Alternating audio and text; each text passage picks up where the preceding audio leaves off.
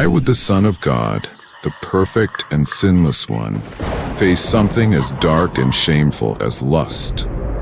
Why would the one who came to save the world have to wrestle with the same temptation that destroys so many? That's the painful truth no one talks about. In the wilderness, under the burning sun and in the cold silence of night, Jesus was not just hungry for bread, he was surrounded by shadows. Lust doesn't always appear as a person. Sometimes it appears in the mind, in thoughts that sneak in during weakness, in moments of pain, confusion, and exhaustion. The wilderness wasn't just a physical place. It was a war zone, a silent battlefield where temptation took many shapes, and lust was one of them. After fasting for 40 days and 40 nights, Jesus was physically weak, his body aching, his mind tired. It's in that exact state the enemy comes. Not when you are strong, but when you are empty. That's when lust whispers the loudest, not always about sex, but about pleasure, relief, escape. The enemy doesn't care who you are, he just wants to find a crack. And even in the Son of God, wrapped in human flesh, there was a door, a place of vulnerability, a body that felt pain, a heart that felt longing, and the enemy aimed right at it. The first reason Jesus secretly faced lust in the wilderness was because he took on human nature. Though he was divine, he chose to feel what we feel: hunger, tiredness, loneliness, emotion. He didn't skip the hard parts, he embraced them, and with that came the real pull of temptation. Lust doesn't just attack the body, it attacks the need for comfort. Jesus, alone for over a month, heard nothing but his own thoughts and the howling wind. That kind of silence can become a doorway. When there are no crowds, no miracles, no noise, only you and your mind, lust comes not as fire, but as a soft voice offering relief. The second reason was isolation. Jesus wasn't just alone, he was set apart, chosen. And chosen people often walk lonely roads. In the wilderness, no one sees you, no one checks on you, no one celebrates you. And when you suffer in silence, temptation starts to feel like a friend. The enemy approached him not with force, but with suggestion. If you are the Son of God. Those words weren't just about identity, they were about doubt. Isolation twists your sense of self. And when you're unsure of who you are, lust can feel like something to prove you're still human. It offers pleasure as proof that you still feel something, that you're not forgotten. The third reason was physical need. Jesus was starving, his body was screaming, and the enemy used that hunger to suggest a shortcut: turn these stones into bread. But it wasn't just about bread, it was about desire. Lust is often a shortcut. It offers satisfaction without struggle, pleasure without purpose. The devil knew Jesus had power, but he wanted him to use it for self, not for God. That's what lust does. It tempts you to serve yourself, to feed your flesh when your soul is hungry. The wilderness wasn't just about resisting sin. It was about refusing to feed desire in the wrong way. The fourth reason was psychological pressure. After weeks of silence and suffering, your mind starts to break. You begin to imagine things. You question everything. Lust doesn't always show up in the body first, it shows up in the thoughts. It builds pictures, fantasies, dreams that feel safe because they're private. And that's the trap. Jesus was fully man, and his mind was not immune to pressure. The enemy took him to a high place, showing him kingdoms and glory, visions that could give him everything without the cross. That's what lust promises, everything now without pain. But it hides the price. The fifth reason Jesus faced lust was because he had a great purpose. The enemy always targets the ones carrying destiny. Lust isn't always about sex, it's about distraction. delay, destruction. If Jesus had said yes to even one of the devil's offers, everything would have been lost. One small yes can lead to a lifetime of regret. Lust tries to pull chosen people away from the path, not by yelling, but by whispering, offering what looks good but poisons the soul. Jesus stood at the edge of that decision, weak, alone, tempted, and yet he did not fall. But that doesn't mean the battle was easy. The horror of temptation is that it doesn't knock once, it lingers, it loops, it speaks in the quiet. Jesus heard it again and again, and he answered not with emotions, but with truth. It is written. He used scripture as a weapon, not just to speak out, but to silence the lies within. That's what makes him different. He didn't ignore the temptation. He confronted it. He didn't hide from the struggle. He overcame it, publicly and painfully. In that desert, Jesus wasn't just fighting for himself. He was fighting for everyone who would ever feel that same pull. For every person who hides their lust, who feels ashamed of their thoughts, who thinks they are too dirty to be holy. Jesus knows what it's like to be tempted in every way, yet without sin. He didn't just save us from sin, he stepped into the battlefield of it and won. That's why his scars are holy. They weren't just from the nails, they were from the war in the mind, the heart, the flesh, the silent pain of facing temptation alone. Lust is not just physical. It is emotional, psychological, spiritual. It doesn't always show up in the obvious ways. Sometimes it shows up when you're most tired, when your prayers feel empty, when your body aches and your heart feels numb. That's when the enemy comes, not with fire, but with whispers, promising pleasure, hiding pain. And if Jesus wasn't afraid to face it, neither should we be afraid to admit we're fighting it too. Victory doesn't come by pretending the temptation isn't real. It comes by facing it with the truth. Jesus didn't win by strength, he won by surrender. By knowing who he was, by refusing to let desire rewrite his identity, by standing on what God had already spoken.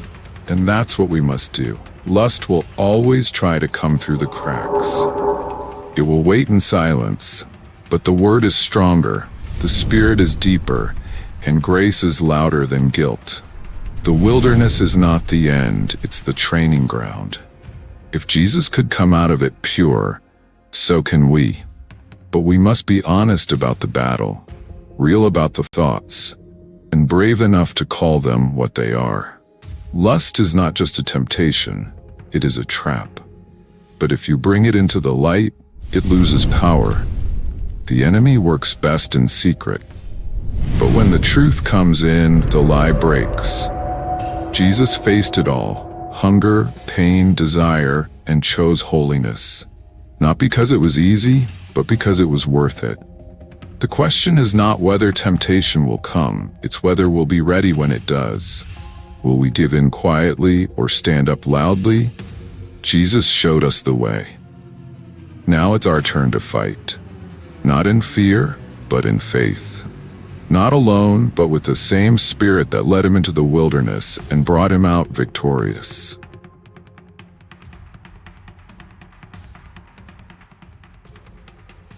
Why would a man after God's own heart, a king anointed by the prophet Samuel, secretly battle something as dark as lust? Why would someone so close to God fall into something that almost destroyed him? That's the painful truth few want to admit. Being chosen doesn't make you immune. In fact, the more anointed you are, the more the enemy wants to break you. David was not just a warrior or a worshiper. He was hunted, not just by Saul, but by something more dangerous. A desire that hid beneath the surface, waiting for the right moment to strike. And when it did, it didn't come with noise. It came in silence, behind closed doors, in the stillness of power and privilege. David's story was not only about winning battles or writing psalms, it was also about the war inside him, the one no one saw, the one he kept hidden behind the walls of his palace and the songs of praise. He had everything, yet something in him remained open, vulnerable. That's how lust finds its way in. It doesn't knock. It sneaks in when the soul is tired, when the heart grows numb, when success becomes routine and the presence of God feels like a memory rather than a fire. The first reason David secretly battled lust was because spiritual sensitivity can make temptation stronger. David wasn't ordinary. He could feel God. He could hear him. He danced in the presence of the Lord. But that same sensitivity made him aware of the dark as well. The whispers of the enemy weren't loud. They were personal, targeted. Temptation, when you're gifted, doesn't shout. It feels like your own voice, like a longing that makes sense. That's why it's so hard to resist. It doesn't look like evil. It looks like comfort. Second, isolation made David more vulnerable. He was a king surrounded by people, but still alone. No one could truly understand his calling or his burden. He carried a crown, but it weighed heavy.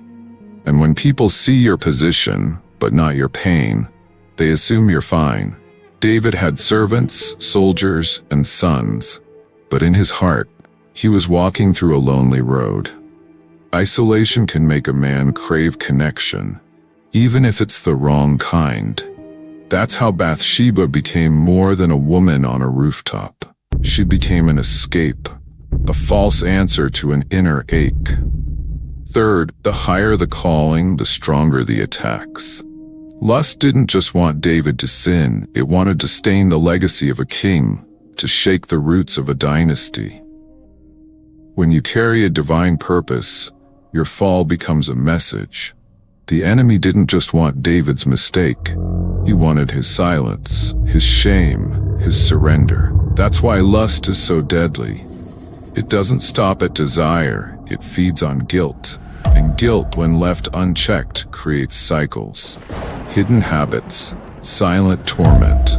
David knew how to fight Goliath, but this giant came from within. Fourth, David had emotional wounds that opened the door to lust, rejection from his father, being overlooked, running from Saul, living in caves, fighting endless wars. A heart that bleeds without healing becomes desperate. And sometimes lust feels like a balm. It pretends to heal, it pretends to care, but it only deepens the wound. David didn't just fall into sin, he collapsed under years of pressure. And when the heart breaks silently, it grabs on to whatever makes it feel alive again, even if it's poison. Seth, David had a great anointing, but he was still flesh. He was still human. Without constant discipline, even the most gifted fall. Prayer gets weaker. The mind grows tired. The body craves what the spirit wants to resist. That's why David, in a moment of stillness, in a season where kings go to war but he stayed home, found himself watching, wanting, and finally taking. Lust doesn't need permission. It just needs access. And David gave it that. But the story didn't end in shame. David broke. He cried. He repented. Psalm 51 became his cry for help. Create in me a clean heart, O God. That's where healing begins. Not in pretending you're strong, but in admitting you're not. The scars David carried became holy when he gave them to God. And that's the hope. Even if lust tries to steal your story, grace is still greater. But it starts with the truth. Lust doesn't wait for the weak. It comes for the chosen. The question is, will you hide it or will you heal from it?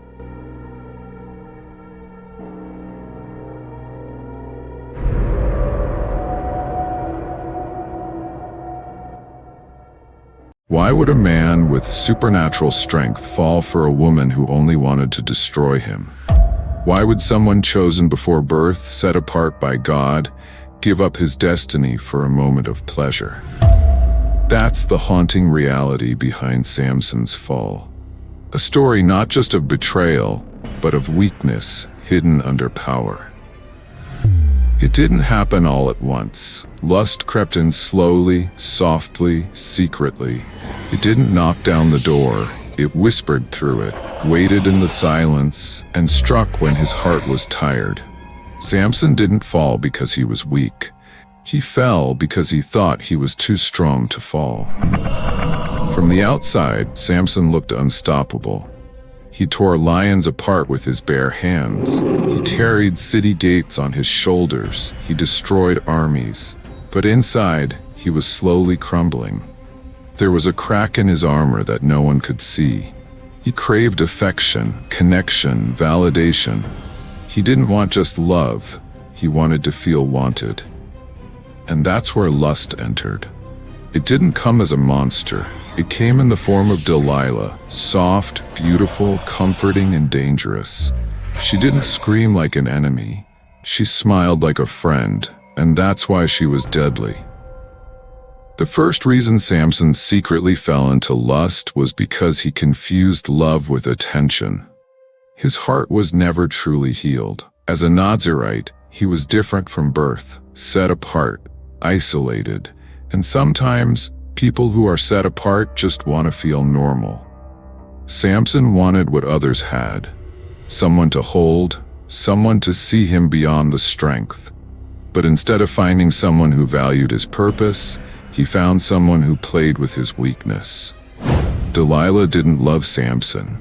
She studied him. Every touch, every question, every moment was a step closer to his destruction. But Samson couldn't see it. Because lust blinds. It tells you what you want to hear. It looks like affection when it's really control. The second reason Samson fell was because he played with temptation. He didn't run from Delilah, he stayed. He knew something was wrong. She asked about his secret more than once. And each time he lied and she tried to trap him. That should have been enough. But he stayed. He returned. He laid his head in the same lap that was working with his enemies. That's how lust works. It makes you feel safe where you should be fleeing. It numbs your senses, softens your judgment. You think you're in control, but you're already trapped. Lust doesn't need to be fast. It's patient. It waits until you're too weak to say no. The third reason was pride. Samson believed his strength made him untouchable. He had defeated so many before. Why would this be any different? He didn't realize his strength was not his own. It came from God. And once he began to treat his gift like a toy instead of a calling, he was already losing. Pride tells you you're too strong to fall, that you can play with fire and not get burned. But pride is the doorway lust walks through. Samson's downfall wasn't sudden. It was slow, one compromise at a time, one night at a time, until finally he told Delilah the truth. And when he did, she wasted no time. The moment she cut his hair, his strength left him. But it wasn't just about the hair. It was about the vow, the promise, the covering. Samson had given up the one thing that connected him to his purpose, for a woman who never truly loved him. That's the fourth reason. He trusted the wrong voice. Delilah spoke softly, but her words were sharp. She asked about his heart, not to protect it, but to expose it. And Samson, tired and numb, gave her what the enemy wanted. The fifth reason is the most painful. Samson thought he could always recover, that he could sin and still stand, that he could wake up and shake off the chains like before. But this time, when he woke up, nothing happened. No power, no fire, just silence. The Lord had left him, and he didn't even know it. That's what lust does. It drains you slowly. It keeps taking until there's nothing left. Samson was left blind, bound, and broken. The man who once destroyed thousands was now walking in circles, grinding grain like an animal. But even in that darkness, something began to change. His hair started to grow again. Not just his hair, his heart.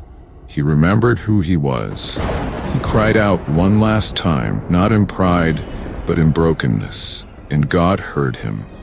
Samson's final act was not just revenge, it was redemption.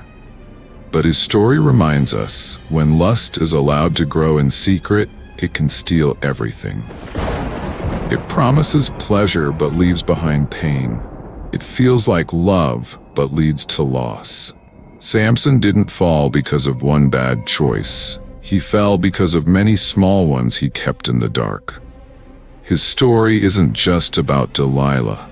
It's about what happens when strength becomes a shield to hide weakness. When you stop guarding your purpose, when you think you're too anointed to fall.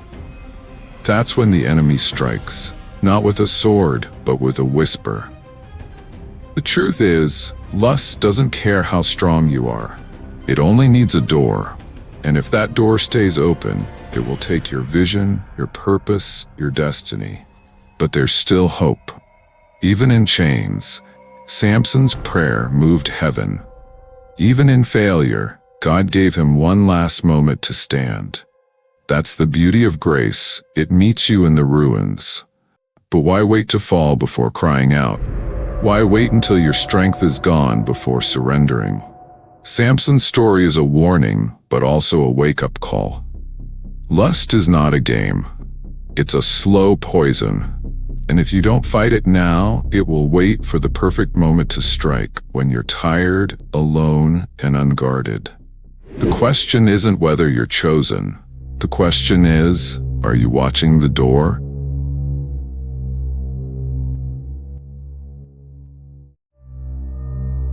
Why did a priest of God, a spiritual leader trusted by a nation, allow darkness to grow inside his own house?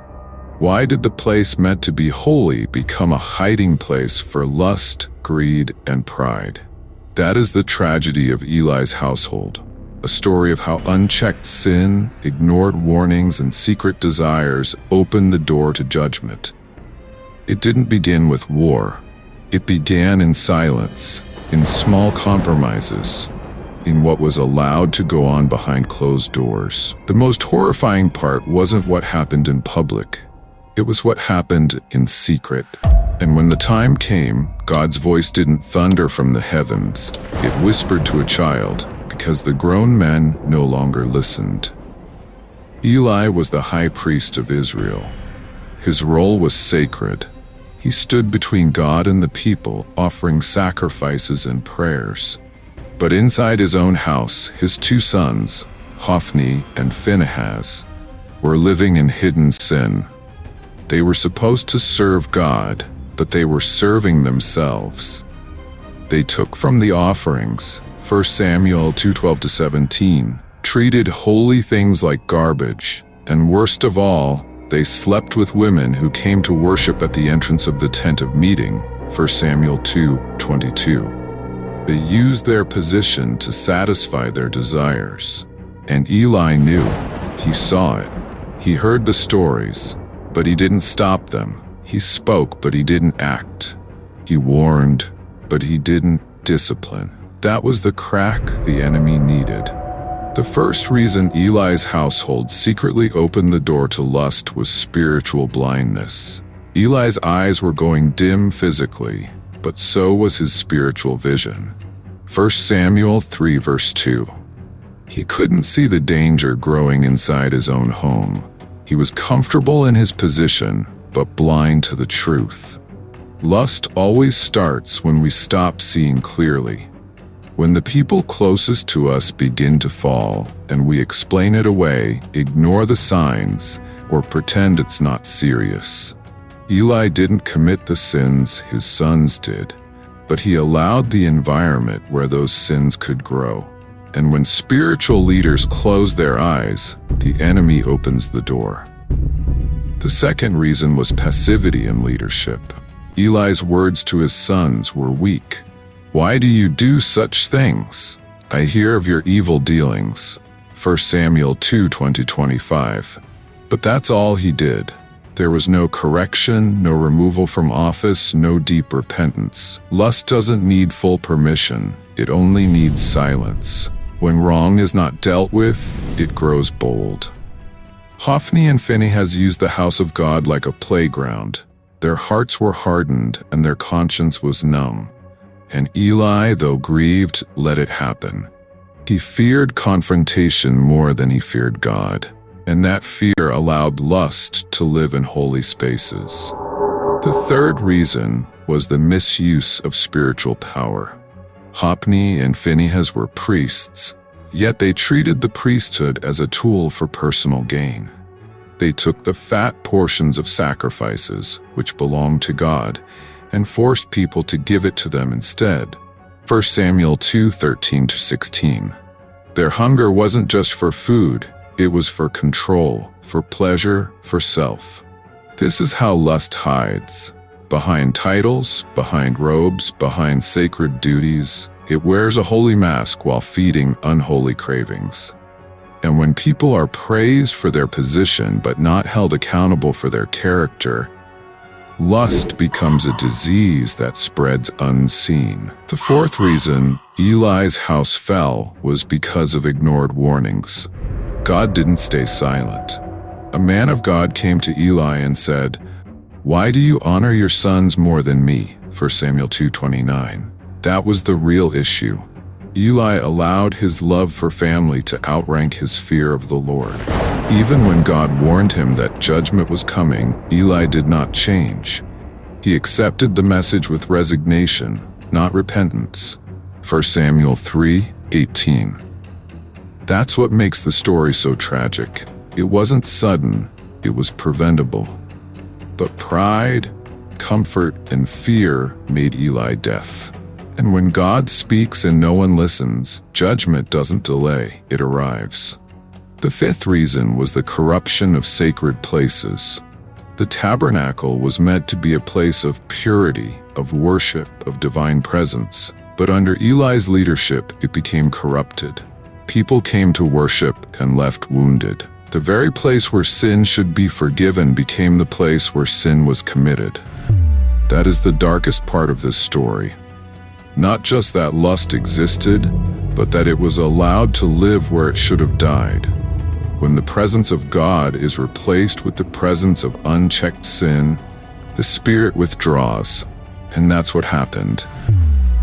Ichabod, they would later say, the glory has departed. 1 Samuel 41:22.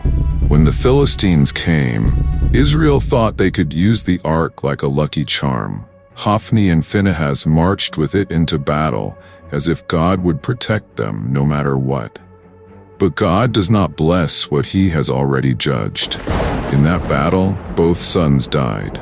The ark was taken, and when Eli heard the news, he fell backward, broke his neck, and died.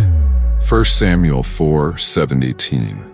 Judgment came, not with thunder, but with silence, blood, and loss. What began with unchecked lust ended in national disaster. But the story doesn't end with destruction. In the background, God was raising up someone else. A child named Samuel, sleeping near the ark, listening for the voice of God. While Eli's sons were taking, Samuel was learning to give. While the old house fell, God was building a new one. That's the hope in the horror. That even when leaders fall, God still speaks. But his voice moves to those who will listen, obey, and remain pure.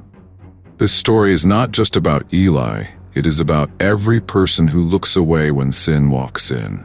Every leader who protects position over purity. Every family who hides shame instead of healing it. Lust doesn't always come loudly. Sometimes it hides in systems, in patterns, in places we don't expect.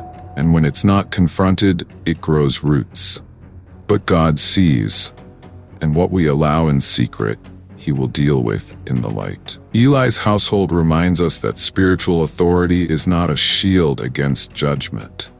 It is a responsibility to guard what is holy, to protect the weak, to confront evil, even when it wears the face of someone you love. The price of silence is too high. The cost of comfort is too deadly. And when lust is allowed to breathe inside the temple, eventually the temple falls. The question is, will we repeat the same mistake, or will we learn? Will we speak when it's still early, or will we wait until the damage is done? Will we choose truth, or let fear decide? The door to judgment is rarely kicked open. It is usually left ajar, by silence, by fear, by delay. And once it opens, it is hard to close. But there is still time to confess, time to confront, time to return to the fear of the Lord. Because when holiness returns, glory follows. And when judgment wakes the house, those who listen will rise. Just like Samuel, just like the remnant, just like the ones who still believe that God's presence is worth protecting.